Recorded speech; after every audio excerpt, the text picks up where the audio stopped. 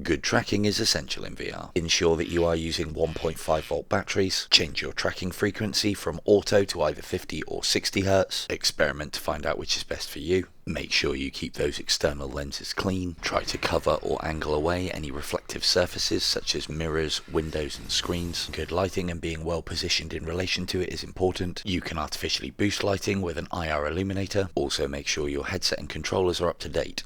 Experiencing motion sickness is completely normal in VR, especially if you are brand new to the medium. Try physically turning in your play space as opposed to snap turn or smooth turn. Games that have options for vignettes can really help. Remind yourself to blink more regularly to combat eye strain. Stay hydrated during your game sessions and don't push through. Take breaks when you are feeling uncomfortable. Ultimately, remember that your VR legs are something that you can strengthen through exposure. Taking pictures and video of what you see is a relatively simple process. However, there are some hidden shortcut key combinations that you can use. Holding the Meta button down on the right control pad and tapping trigger before the circle completes will take a snap of what you're looking at. To start recording video, hold the Meta button down and hold the trigger down. The tiny red cross in the top right hand corner will denote that you are recording. Simply repeat the process to end recording. Are the buttons not quite doing what you want them to? And is there no way to change them in the settings of the game? Remapping the controller buttons within the headset is something you can do.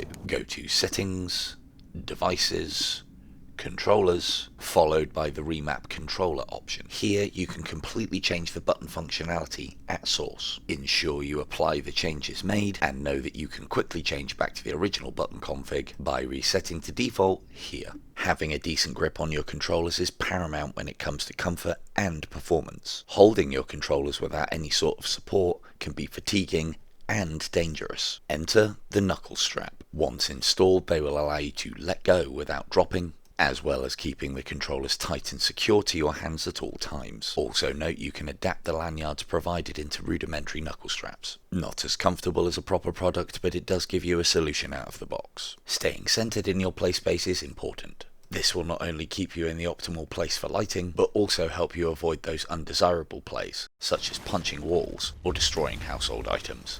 Making use of the boundaries is all well and good, but we can all get carried away. When standing, using something tactile to denote center is a fantastic idea. Dedicated VR mats do exist, however, any kind of mat or fabric you can comfortably keep a foot on can be used. Setting up your interpupillary distance correctly is a huge factor when it comes to clarity and comfort in VR. You can find yours by adjusting the IPD wheel located at the bottom of the headset. Better yet, get your IPD measured. You can find yours by measuring from the center of one pupil to the other using a tape measure or ruler in the mirror. There are also plenty of apps that will allow you to measure your IPD, or you could ask for your IPD to be measured at your next optician's appointment.